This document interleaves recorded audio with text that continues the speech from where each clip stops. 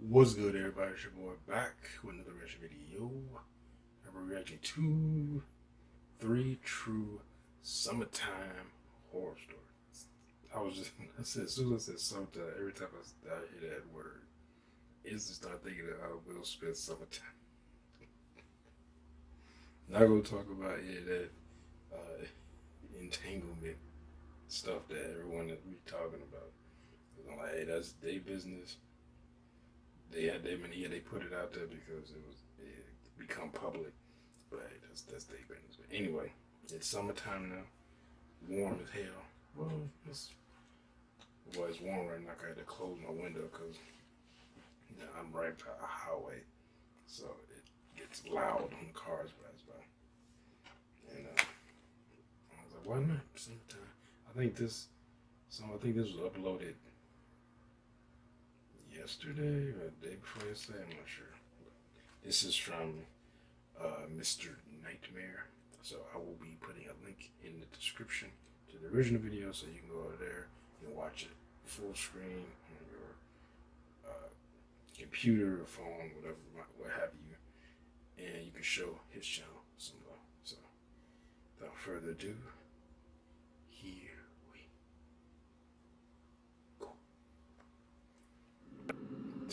Saying that, I think I might watch The Dark Knight tonight. Maybe, I don't know, that movie's kind of long. You remember, he's like, here we go.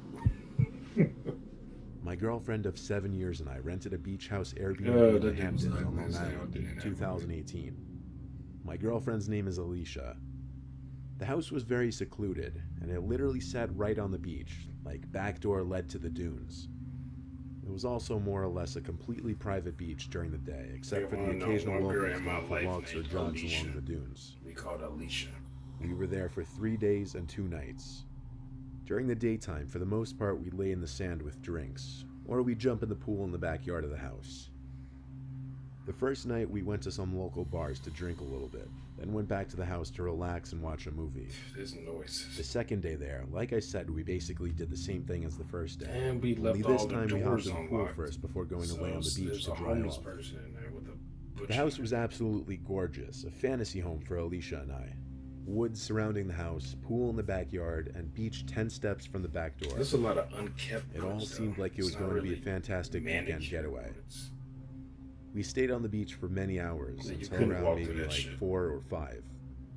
Right as we started packing up and I stood up, I looked at the house, at one of the windows specifically, and I thought for sure I could see someone standing at the window, looking down at me. Jerking off. The sun was kind of creating a glare on the window at its current position, so I couldn't tell 100% if my eyes were playing tricks on me. I grabbed Alicia's shoulder and pointed up at the window. "Do you see that?" I asked. When she said, "See what?" I could see that whatever I thought I saw didn't seem to be there anymore. Nope. I told her to keep packing up while I ran back to the house and up the stairs to the bedroom window where I thought I saw someone or something. I think I heard this before. The room was empty though, as was the closet, under the bed, and the rest of the upstairs rooms. The only noise was the sound of the window air conditioners in various rooms, and then the door opening downstairs. It was Alicia arriving with the stuff, so I chalked it up as seeing things after lying in the sun for hours. That night, we hit a couple of the same bars again. We stayed out later this night because it would be our last night there. I think we got back around 11. Upon entering the living room, we tried to flick the lights on, but they wouldn't. Then we noticed all the digital clocks from the cable boxes were off too, so the power was out. I looked around for a circuit box, but I couldn't find one. In another video. It was way too late to call the homeowner. All that would happen is we'd miss out on watching a movie that night. We were tired anyway, so we just went upstairs using our phones to provide us enough light to prevent us from falling on our faces up the stairs. We went to bed, and the alcohol in Alicia's system helped her knock out pretty quickly. But then, I sat up when I felt like I heard something from outside of the room. I looked at the doorway. Someone walked past the doorway in the hall. I covered my mouth with my hands to prevent my squeal of horror from being heard. I lifted myself over Alicia to get off the bed and run to lock the door. The second I locked it, there were knocks on the other side, and someone said, "It's the landlord. I came to fix the power." I came to kill you. I mean, for a to fix the second. power. The knocks turned to more aggressive bangs, and the door started to shake as the man on the other side started twisting and shaking the doorknob. My girlfriend woke up and started to scream as she realized what was going on. I screamed, "Call the cops," to her, and I think this caused the man on the other side to stop. The next thing that happened after waiting in silence and fear was the sound of the police officers downstairs. They had entered the house through the front door that was apparently left open.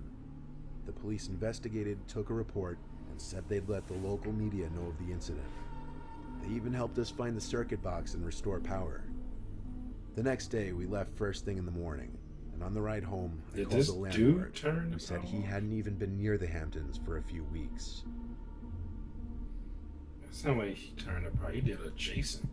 Turned the power off so he didn't rip the whole circuit box out of the wall. The story I'm going to be telling you took place around 4 years ago as of today. I haven't told many people about this story because it's something I try to forget. Here's my story. It was a Monday evening, 4th of July. I just finished sophomore year in high school. I was invited to a few 4th of July parties. My parents grounded me a few days prior, so I couldn't go to any of them. However, I live in a neighborhood that's very connected, so my neighbors had a party outside in the cul-de-sac. My parents forced me to come outside for it. I'm not extremely awkward or anything, but I hate talking to older adults because I never know what to talk about. Luckily, I had a friend named Eli who lived in the same area, so I called him up and we hung out at the party. After a few minutes at the party, we got extremely bored. It just wasn't fun for us because there was no one our age in the area. We talked a little bit. Then Eli asked, "Doesn't Savannah live like down this street? We should go door ditch her." I agreed to Eli's suggestion, and we were on our way down the street. To clarify, Savannah is that extremely popular girl that every guy has a crush on in high school. It was awkward enough that we were neighbors, but her dad was also my dentist. She's the girl next door. We made our way down the street. The sun began setting quickly. Eli and I made jokes about dumb things we found funny at the time. You definitely don't want to piss your dentist off. Being honest, we were both pretty nerdy our sophomore year. Let's put a smile. I eventually asked Eli if he knew where the house was located because I'd never been to Savannah's house before. After scanning the whole area of houses, Eli began pointing to my west. He was pointing at a big house that was pretty complex. We lived in a mediocre area in Michigan. Houses like this one were rare here. Anyway, we sneakily approached the house. Oh, he's in Michigan. It was only to our surprise that no one was home. No cars in the driveway, the lights were off, nothing. We both began observing the house. We agreed that she probably went on a trip with her family. I suggested that we come back next week and do the door ditch. Eli didn't listen though. He kept staring at the house. He approached the front door. "Eli, let's go." Eli's an idiot. He told me to be quiet as he opened the front door. His face lit up. What? They left the door unlocked. Eli suggested that we explore the house and that it would be quick. God. Being the curious teens we were, This we dude's entered the putting house. a bad It was name. dark and extremely cold. Eli. We both split up, exploring the enormous house. His name must I not be went his into every room of the name. house and began to feel Eli extremely would never guilty do that. because that was considered breaking into someone's house. Yeah, I don't care. They did Also, we were invading the family's privacy. After a few minutes of contemplation, Eli began screaming. I walked over to the screams and found Eli. He was leaving what I believe was Savannah's room. "Why are you screaming?" I asked. He began walking me to the nearest bathroom. He locked the door and started whispering, "There was someone watching me in the closet." I tried reassuring him the person was probably a family member who thought we were breaking into the place. He immediately responded, "Why would he be hiding in a girl's room then?" From what I saw, the room's walls were entirely white, the bed covers were white, and it just overall gave off a girl's room vibe. I became suspicious myself. That was when we began to hear footsteps approach the bathroom door. Yeah, you probably should have left the We fucking tried house. listening, but the walking seemed to stop. I told Eli to be quiet. Someone started mumbling something outside the door. Shortly after, there was knocking on the door. It started out soft, As it continued, it got louder and louder. It sounded as if someone was trying to break down the door. Please tell me there's a becoming big scene out of window. a horror movie when the person started screaming. It was a man's scream. I turned around and panically tried to open the window Like the behind Wilhelm us. scream? It was bolted down. Oh, I thought we were dead. There was a wrench right next to the toilet, and I used it to destroy the window. We jumped out of it and fell onto the bushes below. I still managed to break my ankle, but we ran out of there fast. Both Eli and I were so confused as to who that person was and what their intentions were. A few days passed, and the family came back. I couldn't take the guilt anymore. I turned myself into the cops and admitted to breaking in. The cops asked me a few questions. Later, they sat me down with my dentist, or the homeowner.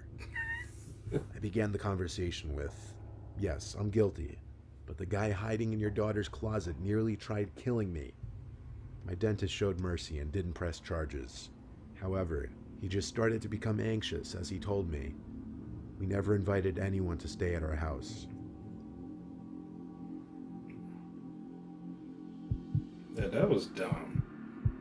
Like, he dumb for following Eli, dumbass, but that was dumb. I used to work at this small sleepaway camp as a counselor. It was my first job when I was 17.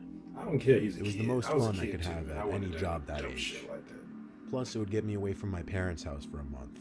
I didn't exactly come from an enviable background. So at this camp, there were 5 buildings. What's this, The Camp boys' Crystal Lake? dorms, the girls' dorms, the counselors' dorms, the main hall, which we called the shack, and a small bathroom building. Let's go in the back. In the shack was the cafeteria, main office, and nurses' quarters, where any kids who suffered any kind of injuries would be brought. Kids' curfews would be 9 o'clock. Curfews only meaning they weren't allowed out of the dorm buildings past that time. Oh, is this I early? made good friends with this guy named Johnny. He was 3 years older than me, but we got along. It was a Friday night. I remember because I knew it was the start of the weekend.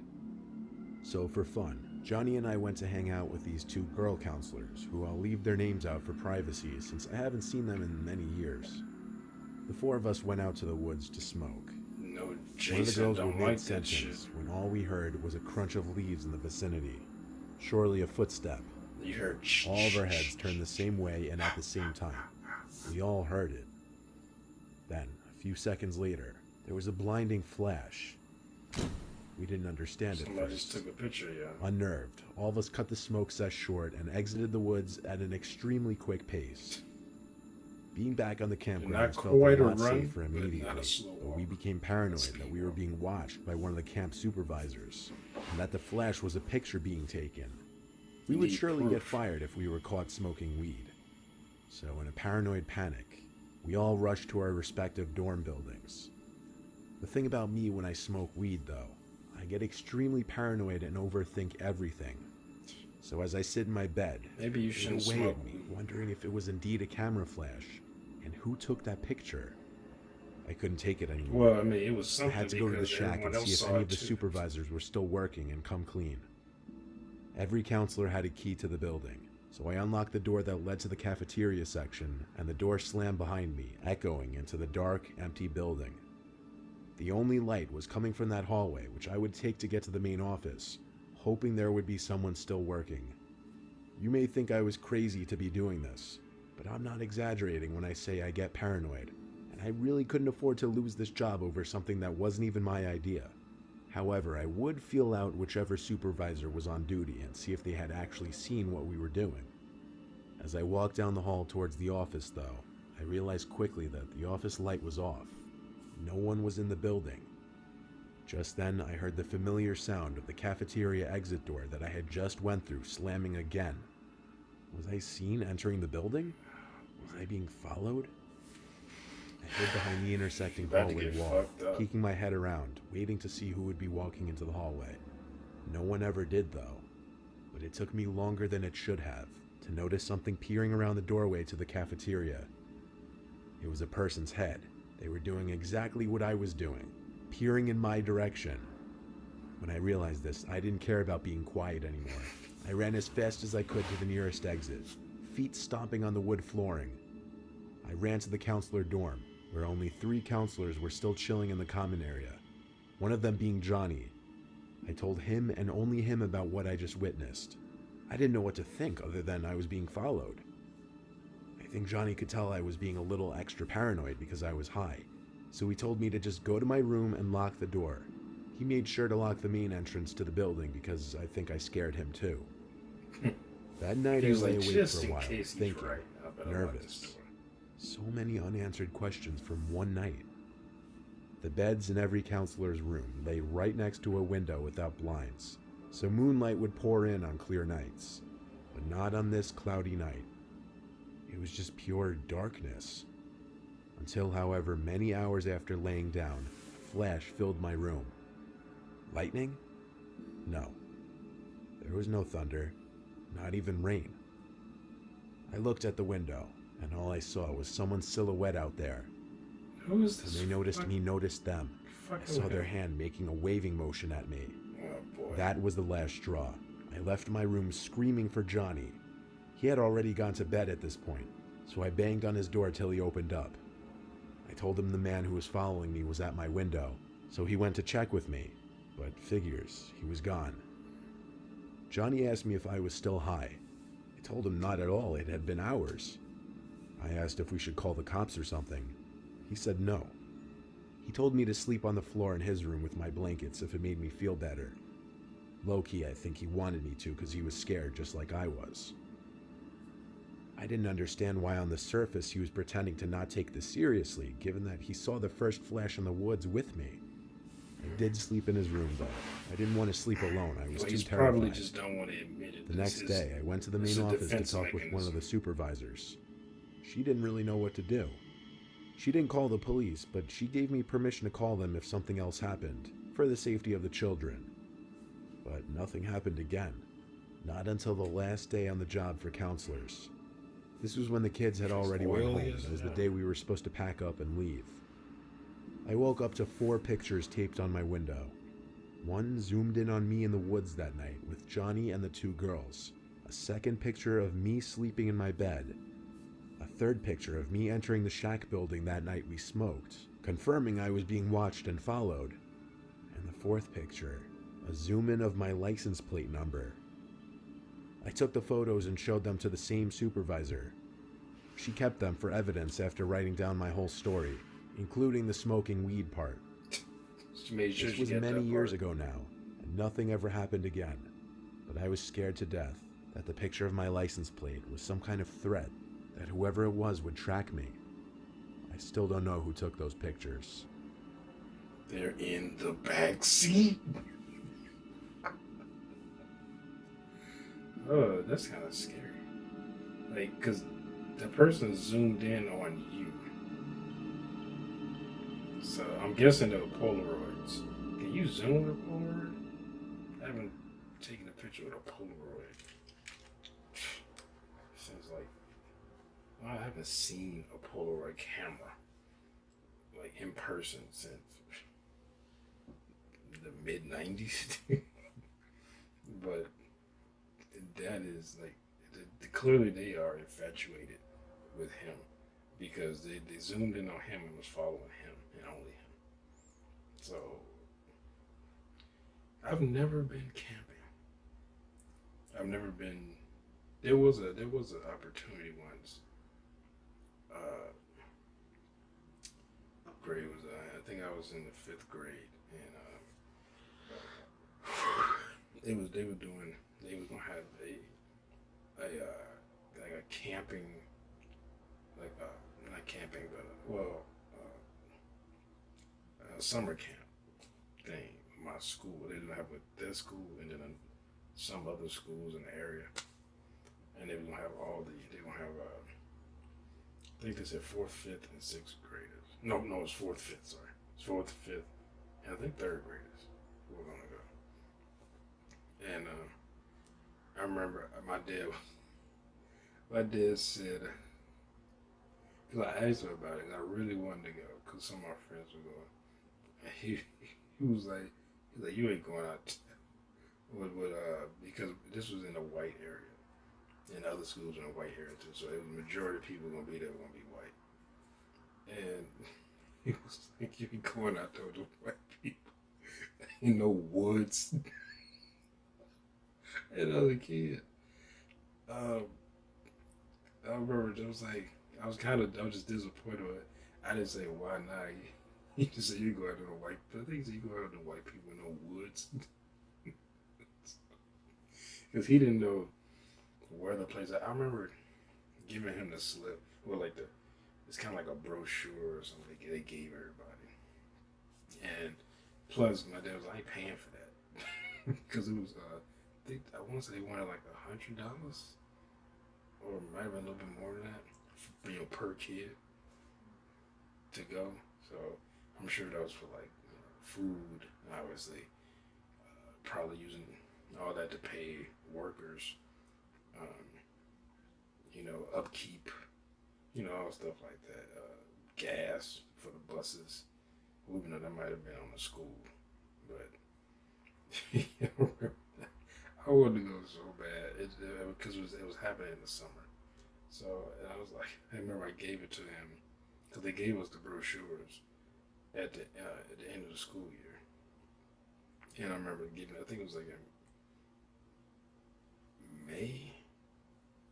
They gave us stuff. I can't remember. It was like the very end of the school year, and I he was like, I think the maid that he didn't want to pay for it, and he wanted to give $100. Also, I remember my dad said, he said, don't you get bullied out there? He said, why would you want to go be by yourself somewhere? So what them kids that bully? I said, well, they don't all bully me. I said, just the racist the racist mean ones bully me. The other racists who aren't bullies, but they're racist, who might have called me the N-word, but they don't chase me around or try to knock me down and shit like that. They don't get physical with me, but I still wanted to go because I've never been camping. I just wanted to experience that. I still never been camping. I actually had an opportunity to go camping. I think it was last year with my cousin and some of the people. I think like his co-workers and friends. He was like, oh, you can come, everything paid for, stuff like that. He said, you just have to put something on the boat. They don't go on the boat.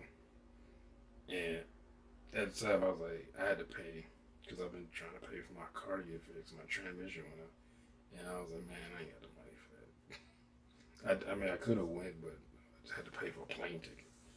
And that's not that, especially going to, because we went to Oklahoma City. And then we were going to drive to wherever they were going to be at. To where I can't remember where. I think it was Colorado or something. I don't remember. But, and I was just like, nah. Just because I need to get my car fixed. I really wanted to go, but I was like, nah. I was like, priorities, Elijah. You get your car fixed. Especially that, because if anyone you ever had transmission problem, that shit is not cheap. Even the cheapest you can get is still gonna be over probably like $1,500 unless you get somebody like a relative or something to try to do something. But even then, if they have to replace them, they still you gotta buy the transmission. You might get a deal on the labor, but your actual buying a transmission is not cheap. Even like a refurbished transmission. But yeah, so yeah, I think that first story, I think I heard that before in another video. Yeah, I think it was Mr. Nightmare. I think he had that same story in another video. But these other ones, I don't think I've heard before. At least I don't remember them. But yeah, never done. He said that was Airbnb or timeshare or something. Never done that before either. I have friends that have done it. I know my aunt, she does that all the time. They have, I think my aunt's husband, he has a timeshare in Florida somewhere. I think, yeah, I think he has one now in Florida. But anywho, getting off on a bunch of. Hope you enjoyed my reaction. And if you did, make sure to hit that thumbs up or down below. Make sure to subscribe if you're new here. Hit that bell. You'll be notified when I upload new videos. Comment down below. Share this video. I'll see y'all next time. Peace.